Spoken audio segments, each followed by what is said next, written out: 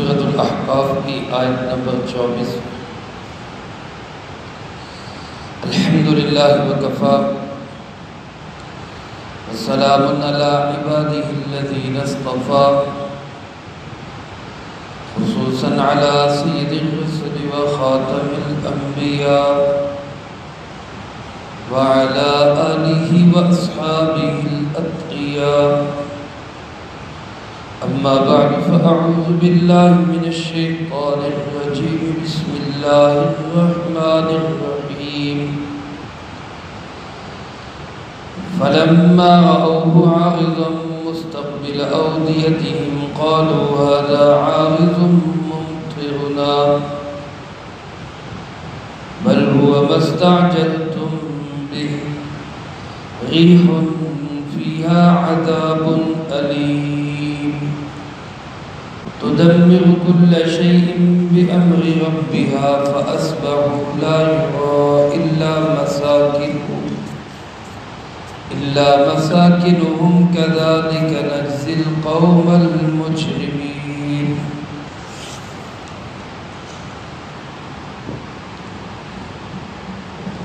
فلما رأوه عارضا مستقبل أوديتهم، بس جب انہوں نے دیکھا بادل کو جو آ رہے ہیں ان کی وادیوں کی طرف، قالوا هذا عارض ممطرنا، کہنے لگے کہ یہ بادل ہے جو ہم پہ برسے گا، بل هو ما استعجلتم به، نہیں بلکہ یہ وہ ہے جس کو تم جلدی طلب کر رہے تھے۔ ریح فیہا عذاب علیم، یہ ایک ہوا ہے جس میں دردناک عذاب ہے۔ تدمر کل شیء بامر ربها، جو ملیہ میٹ کر دے گی ہر چیز کو اپنے رب کے حکم سے۔ فاصبحوا، پس صبح کے وقت وہ یوں ہو گئے، لا یری الا مساکنہم، کچھ نہیں نظر آ رہا تھا سوائے ان کے گھروں کے۔ کذالک نجزی القوم المجرمین، ایسی ہی سزا دیتے ہیں ہم مجرم لوگوں کو۔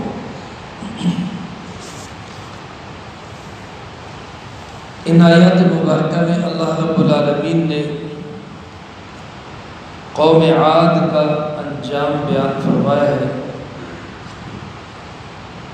گزشتہ آیات میں اس قوم کی طرف بھیجے گئے نبی حضرت سیدنا ہود علی نبینا علیہ الصلوۃ والسلام کی دعوت، تبلیغ اور مخلصانہ جد و جہد کا اللہ پاک نے تذکرہ فرمایا۔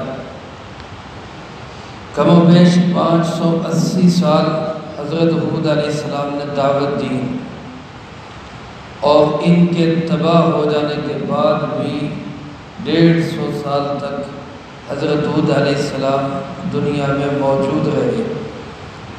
ایک طویل عرصہ اللہ کے نبی نے انتہائی مخلصانہ جد و جہد کی، بے لوث جد و جہد کی، اور ایک ہی پیغام دیا کہ اللہ کے سوا کوئی معبود نہیں ہے، دعوت توحید دی۔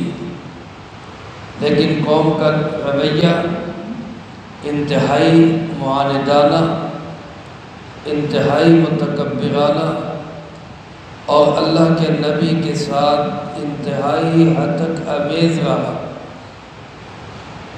بجائے اس کے کہ ڈرتے گھبراتے، الٹا چیلنج کرتے اللہ کے نبی کو کہ جو دھمکیاں ہمیں دیتے ہو، جو عذاب لانا ہے لے آؤ۔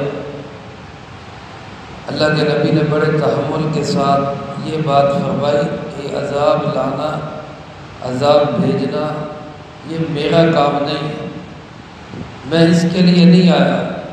اللہ کا نبی تو اپنی امت پہ بڑے شفیق اور بڑا مہربان ہوتا ہے۔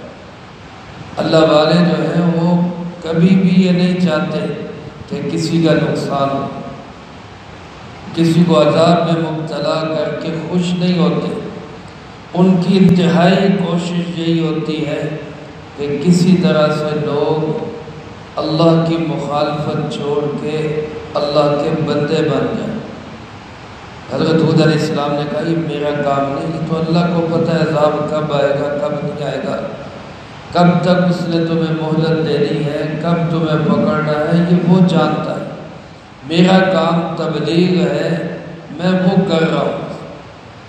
چنانچہ پھر ایک وقت آیا، اللہ پاک نے اس قوم کا جو رسی دراز تھی اس کو کھینچا، عذاب کا کوڑا ان پہ برسا۔ علماء نے لکھا ہے کہ 3 سال تک بارش بند ہو گئی۔ میں نے کل عرض کیا تھا کہ بڑے طویل علاقے میں یہ قوم آباد تھی، حضرموت سے لے کر یمن تک اور یمن سے لے کے مصر تک اور نجد تک، یہ پورا خطہ جس میں یہ قوم آباد تھی اور بڑی متمدن طاقتور قوم تھی۔ اللہ نے ان کو بڑا عروج عطا کیا تھا۔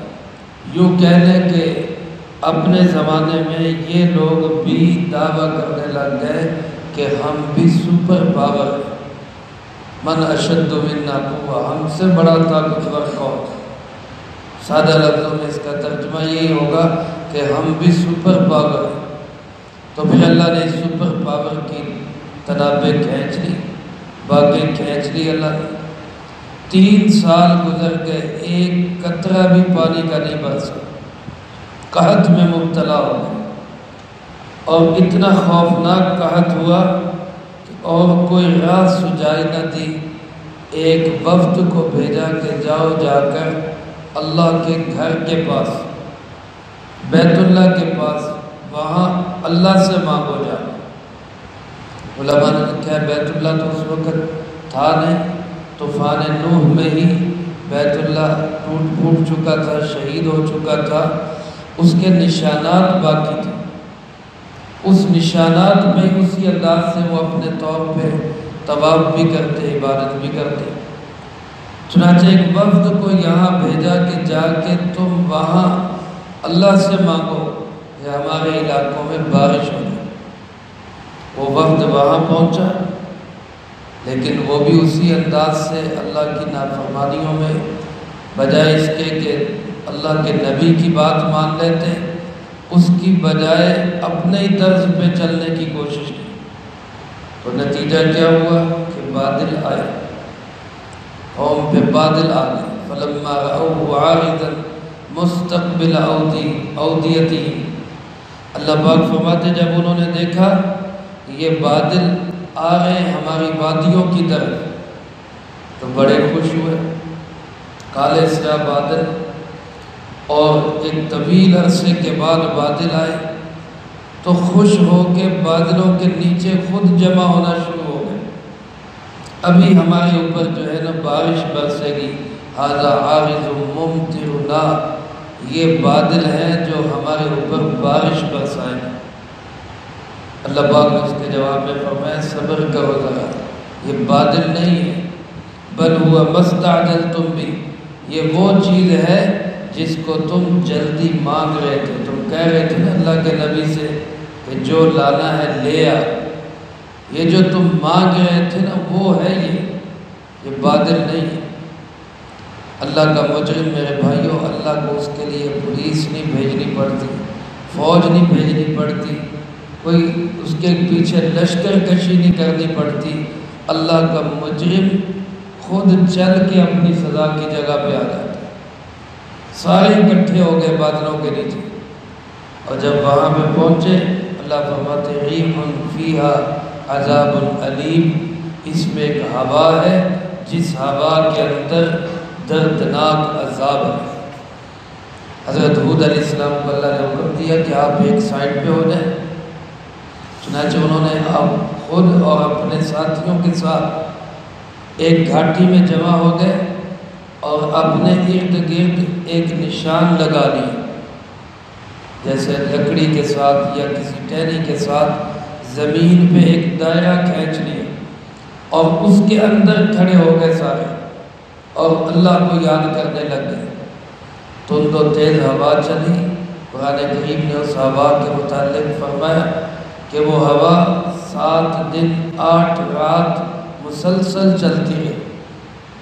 اور حدیث میں آتا ہے، علماء نے حدیث کی روشنی میں لکھا ہے، اللہ پاک نے ہوا جہاں سے چلتی ہے وہاں اتنا سا سوراخ کیا جتنا ایک انگوٹھی کا دائرہ ہوتا ہے، ایک چھلے کا حلقہ ہوتا ہے، اتنا معمولی سا سوراخ اس میں کیا، اور ایسی ہوا چلی کہ جس ہوا نے سب ستیہ ناش کر دیا، اٹھا اٹھا کے ان کو پٹک پٹک کے مارا۔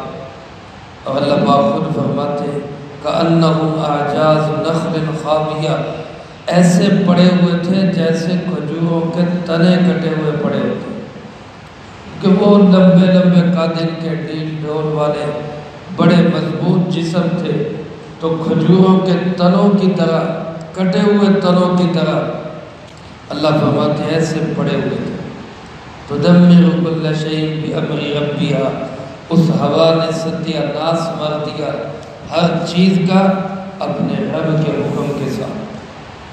حدیث پاک میں آپ صلی اللہ علیہ وسلم نے ارشاد فرمایا، جس کا مفہوم یوں ہے کہ ہوائیں 2 طرح کی، ایک ہوا فرمایا مشرق سے چلتی ہے جس کو صبا کہتے ہیں، فرمایا اللہ نے میری مدد کی ہے اس باد صبا کے ساتھ۔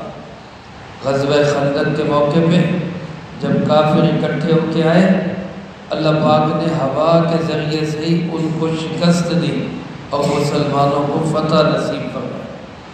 تیز ہوا نے ان کے خیمے اکاڑ دیے اور شدید سرد ہوا نے ان کے جسموں پہ کپکپاہٹ طاری کر دی اور وہ سب بے چین ہو کے بھاگنے پہ مجبور ہو گئے۔ آپ نے فرمایا نصرت بالصبا، اللہ نے اس صبا کے ذریعے میری مدد کی۔ اور دوسری ہوا یہ جس کو عذاب کہا گیا، سرسر کہا گیا، تند و تیز اور سخت گرم ہوا، یہ مغرب سے چلتی ہے۔ آپ صلی اللہ علیہ وسلم نے فرمایا اس ہوا کے ذریعے سے قوم عاد کو تباہ کیا گیا۔ فرمایا کہ اس ہوا نے ہر چیز کا ستیہ ناش مار دیا۔ حضرت اماں جان سیدہ عائشہ صدیقہ رضی اللہ تعالیٰ عنہ فرماتی کہ جب بادل آتے تو رسول اللہ صلی اللہ علیہ وسلم کی بے چینی بڑھ جاتی۔ آپ کبھی اندر جاتے کبھی باہر تشریف لاتے اور بے چینی میں جیسے انسان پھرتا ہے ایسے پریشان ہو کے پھرتے۔ تو میں عرض کرتی اللہ کے محبوب جی آپ پریشان کیوں ہیں؟ بادل آتے لوگ خوش ہوتے ہیں، آپ پریشان ہو جاتے ہیں، بے چین ہو جاتے ہیں۔ سرکار دو عالم صلی اللہ علیہ وسلم نے فرمایا کہ عائشہ مجھے کیا معلوم یہ اسی طرح کے بادل ہوں جس طرح کے بادل قوم عاد پہ آئے تھے، ان بادلوں میں عذاب ہو، لیکن جب بارش برسنا شروع ہو جاتی تو پھر آپ صلی اللہ علیہ وسلم کے چہرے پہ بشاشت آ جاتی، آپ خوشحال ہو جاتے کہ اب اس کا مطلب ہے کہ یہ بادل بارش والے ہیں، عذاب والے نہیں۔ اللہ پاک فرماتے ہیں جب یہ ہوا ختم ہوئی تو پھر کیا ہوا؟ اصبحوا لا یری الا مساکنہم، پھر صبح اس حال میں ہوئی کہ ان کے صرف گھر نظر آ رہے تھے، مکان موجود تھے، مکین تباہ ہو چکے تھے، سب کچھ ملیا میٹ ہو چکا تھا، سوائے مکانوں کے، محلات کے، کھنڈرات کے کچھ بھی باقی نہیں تھا۔ میرے محترم دوستو، جب اللہ پاک کی پکڑ آتی ہے تو پھر وہ بڑی سخت پکڑ ہوتی ہے۔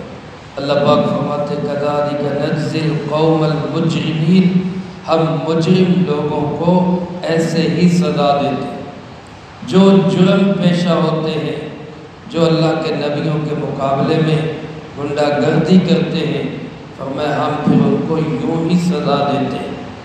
اصل میں بتانا تو مشرکین عرب کو مقصود ہے اور قیامت تک آنے والے تمام انسانوں کو کہ دیکھو میرے محبوب جناب محمد کریم صلی اللہ علیہ وسلم جو اللہ کے آخری نبی ہیں اور قیامت تک کے تمام انسانوں کے نبی ہیں، اگر ان کی مخالفت کرو گے تو جو انجام قوم عاد کا ہوا ہے اسی طرح کا بھیانک اور خوفناک انجام وہ تمہارا ہوگا۔ میرے محترم دوستو، اب اللہ پاک دکھا ہے، امریکہ بھی اپنے آپ کو سپر پاور سمجھتا تھا، قوم عاد کی طرح اس کا بھی دعویٰ تھا من اشد منا قوہ۔ کہتے ہیں جب روس کو شکست ہوئی اور روس افغانستان سے چلا گیا، روس کو شکست دینے میں امریکہ نے مدد کی تھی انہی طالبان کی، انہی مجاہدین کی۔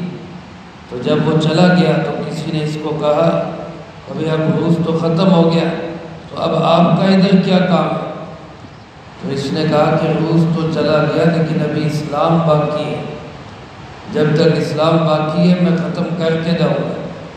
لیکن جب اللہ والوں سے ٹکر لی تو پھر آج انجام کیا ہوا؟ آج پچھتا ہے، آج نقصان مالی بھی، جانی بھی، شکست بھی، ذلت بھی، رسوائی بھی، اور اب پچھتاوا بھی کہ ہم نے ایسی بے تکی جنگ کیوں چھیڑی۔ یہ اللہ پاک سزا دیتے ہیں مجرموں کو۔ اس لیے آج کے لوگوں کے لیے بھی عبرت ہے کہ وہ اللہ کے اور اللہ کے محبوب صلی اللہ علیہ وسلم کے مقابلے میں آنے کی بجائے اللہ اور اللہ کے رسول کے حمایتی اور مددگار اور نصرت والے بن جائیں۔ اللہ مجھے آپ کو سب کو اس کی توفیق نصیب فرمائے، جو کہا سنا اس کو زندگی میں لا کے دوسروں تک پہنچانے کی توفیق عطا فرمائے۔ اللہم انت السلام و منک السلام، تبارک ربنا و تعالیت یا ذی الجلال والاکرام۔ اللہم اعنا علی ذکرک و شکرک و حسن عبادتک، اللہم احسن عاقبتنا فی الامور کلها وأجرنا من خزي الدنيا وعذاب الآخرة، اللهم باقية كباقية الوليد، اللهم استر عوراتنا وآمن